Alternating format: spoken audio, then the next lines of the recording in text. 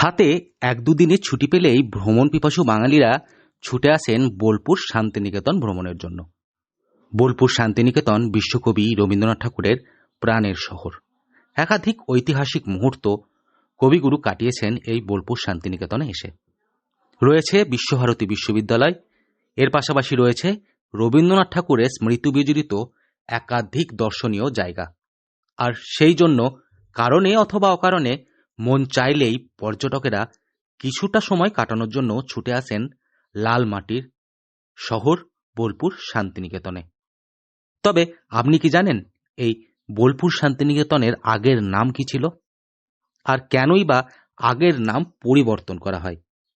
British আমলের আগে এবং প্রথম দিকে এই অঞ্চলটি স্থানীয়ভাবে ভুবনডাঙ্গা নামে পরিচিত ছিল।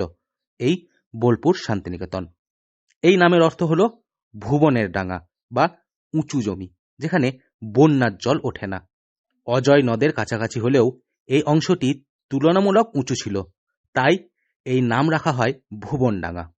তবে পরবর্তীতে 1863 সালে যখন ইস্ট ইন্ডিয়া কোম্পানি এখানে রেল লাইন বসায় এবং স্টেশন তৈরি করে, তখন স্টেশনের নাম রাখা হয় বোলপুর।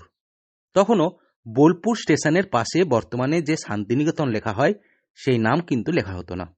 তবে এলাকার স্থানীয় বাসিন্দারা অনেক দিন পর্যন্ত পুরো এলাকাকেই ভুবনডাঙ্গা বলতেন।